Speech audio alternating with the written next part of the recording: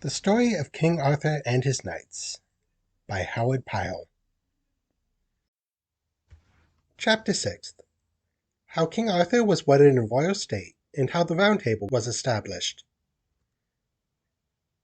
And now we come to the early fall of the year, that pleasant season where the meadowland in the world was still green with summer and that had only just passed, when the sky likewise was as of summertime, extraordinary blue and full of large floating clouds, when a bird might sing here and another there, a short song in memory of springtime, when all the air was tempered with warmth and yet the leaves were everywhere turning brown and red and gold, so that when the sun shone through them it was as though a cloth of gold, bordered with brown and crimson and green, hung above the head.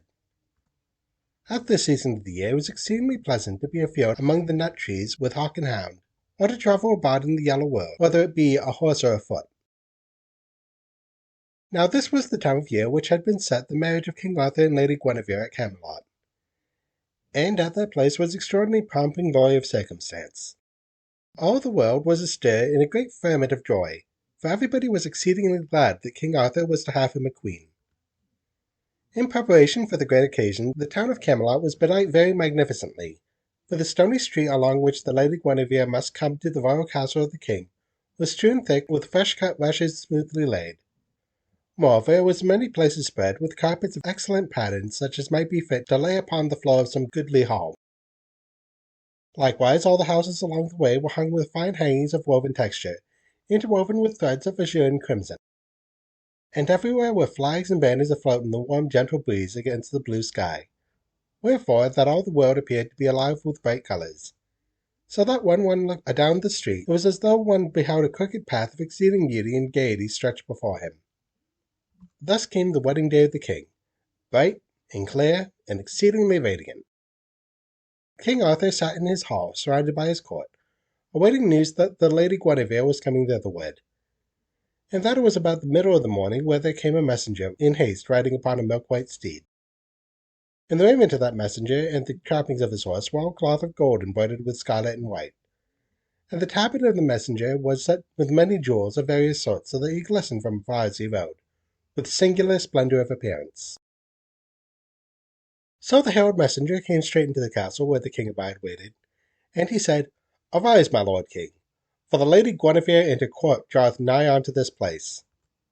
Upon this the king immediately arose with great joy, and straightway he went forth with his court of knights, riding in great state.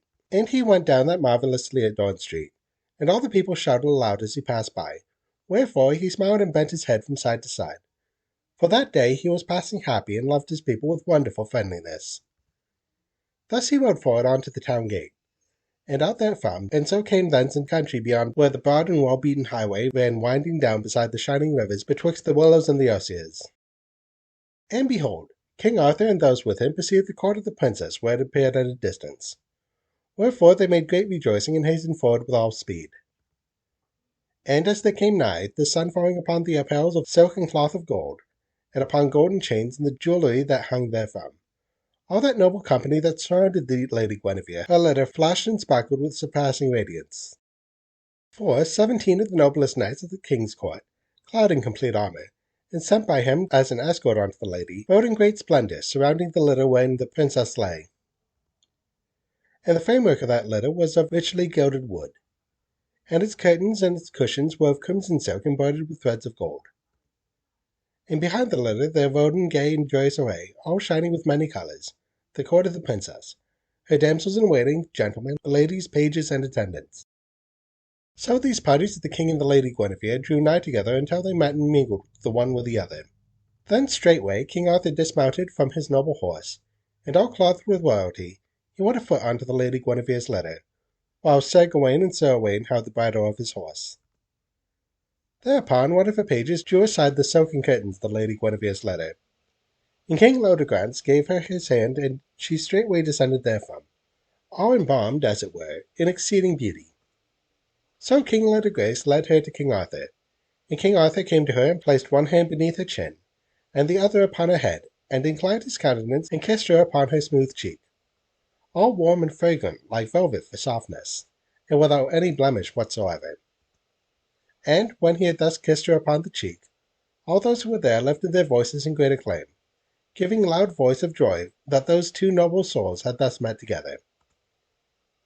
Thus did King Arthur give welcome unto the Lady Guinevere and unto King Leodegrance her father upon the highway beneath the walls of the town of Camelot, at the distance of half a league from that place.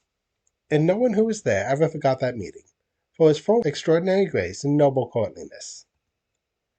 Then King Arthur and his court of knights and nobles brought King Leodegrance and the Lady Guinevere with great ceremony unto Camelot and unto the royal castle, where apartments were assigned to all, so that the entire place was alive with joyousness and beauty.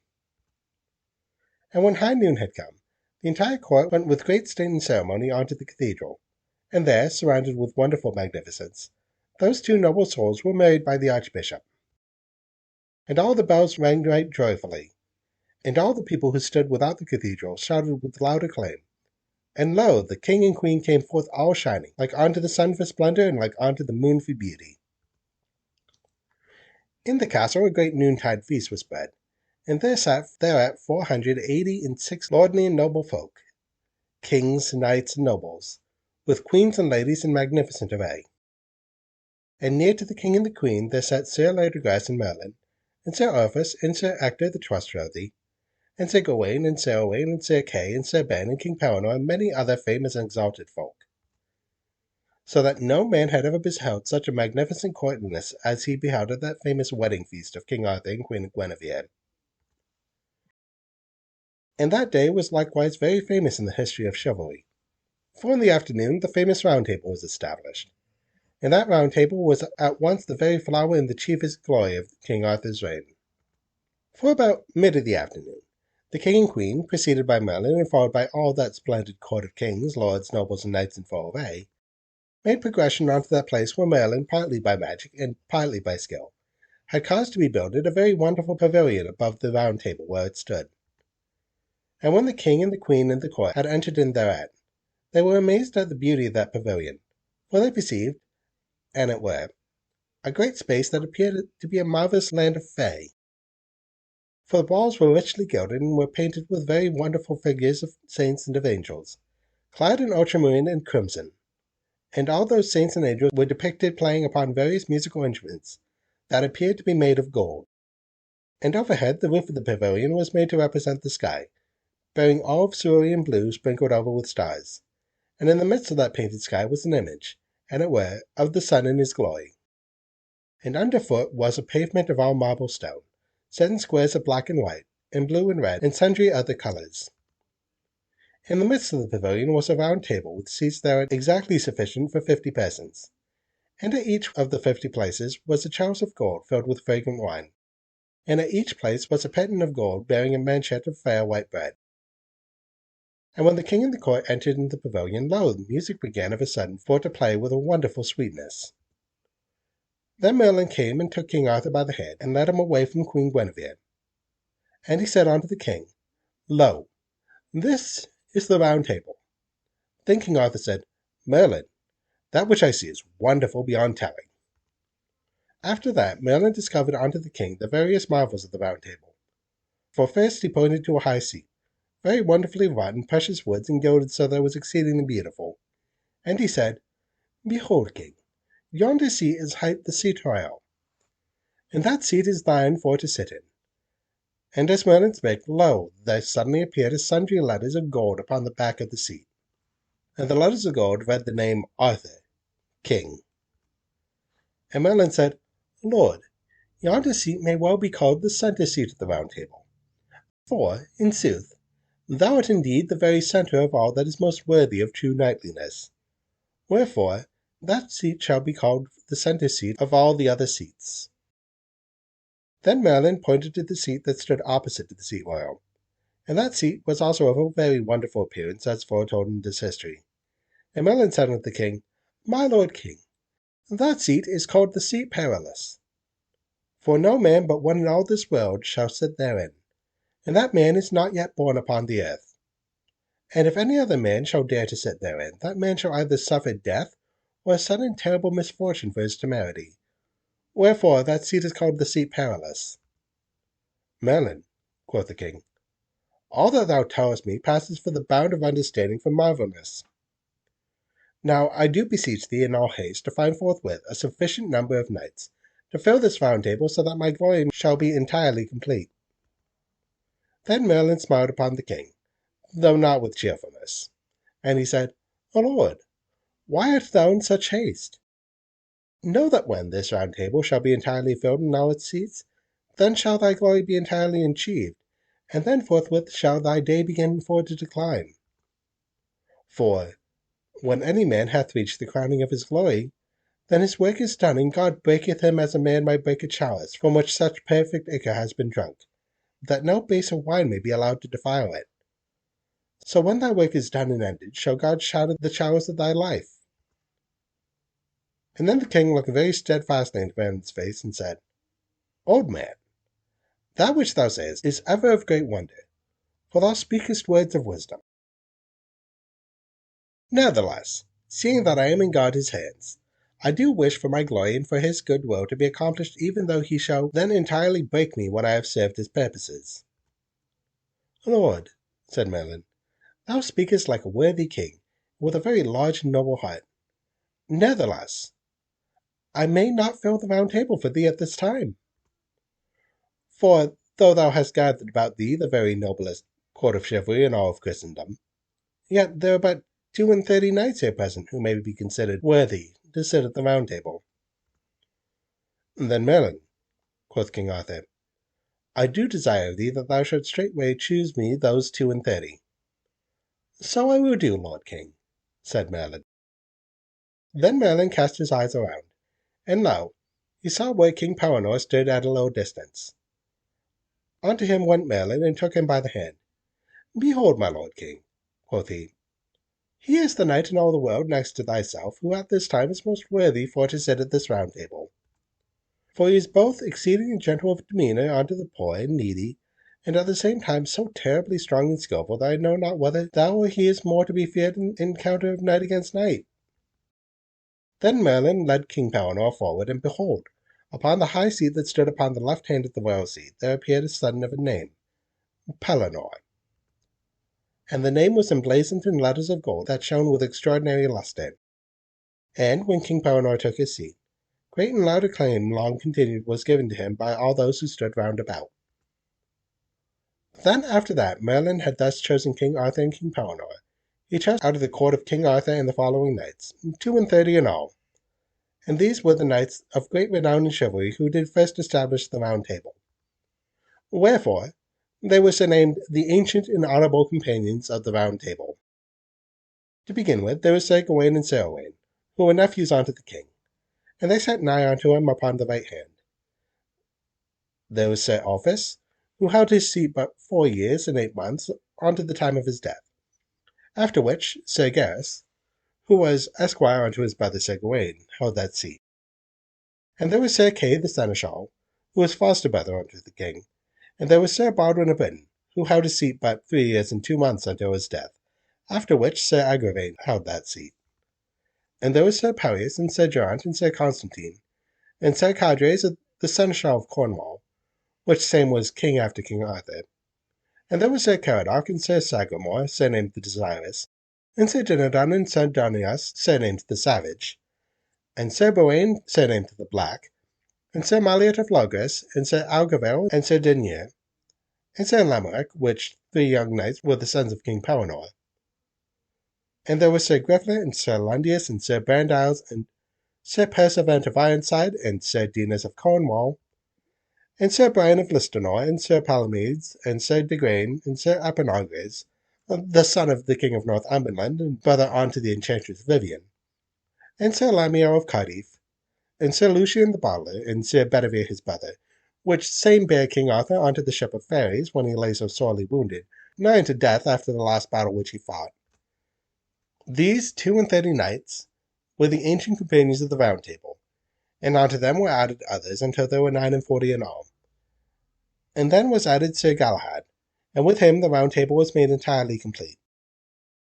Now, as each of these knights was chosen by Merlin, lo, he took that knight by the hand, and the name of that knight suddenly appeared in gold letters, very bright and shining, upon the seat that appertained to him. But when all had been chosen, behold, King Arthur saw that the seat upon the right hand of the seat royal had not been filled, and that it bare no name upon it. And he said unto Merlin, Merlin, how is this, that the seat upon my right hand hath not been filled, and beareth no name? And Merlin said, Lord, there shall be a name thereon in a very little while, and he who shall sit therein will be the greatest knight in all the world, until that knight cometh who shall occupy the seat perilous. For he who cometh shall exceed all other men in beauty and in strength and in knightly grace. And King Arthur said, I would that he were with us now. And Merlin said, He cometh anon. Thus was the Round Table established with great pomp and great ceremony of estate. For first the Archbishop of Canterbury blessed each and every seat, progressing from place to place surrounded by his holy court. The choir whereof singing most musically in accord, while the swung censers from which there ascended an exceedingly fragrant vapor of frankincense, filling the entire pavilion with an odor of heavenly blessedness. And when the Archbishop had thus blessed every one of those seats, the chosen knight took his stall at the Round Table, and his esquire came and stood behind him, holding the banner with his coat of arms upon the spear point above the knight's head. And all those who stood about the place, both knights and ladies, lifted up their voices in loud acclaim. Then all the knights arose, and each knight held up before him the cross of the hilt of his sword, and each knight spake word for word as King Arthur spake. And this was the covenant of the knighthood of the Round Table, that they would be gentle unto the weak, that they would be courageous unto the strong, that they would be terrible unto the wicked and the evildoer, and that they would defend the helpless who shall call upon them for aid, that all women should be held unto them sacred, that they would stand unto the defense of one another whensoever such defense should be required, that they would be merciful unto all men, that they would be gentle of deed, true in friendship, and faithful in love. This was their covenant. And unto each knight sware upon the cross of his sword, and in witness thereof did kiss the hilt thereof. Thereupon all who stood thereabouts once more gave loud acclaim. Then all the knights of the Round Table seated themselves, and each knight brake bread from the golden paten, and quaffed wine from the golden chalice that stood before him, giving thanks unto God for that which he ate and drank. Thus was King Arthur wedded unto the Queen Guinevere, and thus was the Round Table established. Conclusion. So endeth this book of King Arthur, which hath been told by me with such joyousness of spirit. I find it to be a very great pleasure, in closing this first volume of my work, to look forward to writing a second volume, which now presently falleth. In that volume there shall be told the history of several very noble worthies, who were of the court of the king, and it seems to me to be a good thing to have to do with the history of such noble and honorable knights and gentlemen. For indeed it might well please everyone to read such a history, and to hear those worthies speak, and to behold in what manner they behaved in times of trial and tribulation. For their example will doubtless help us all to behave in a like manner in a like case.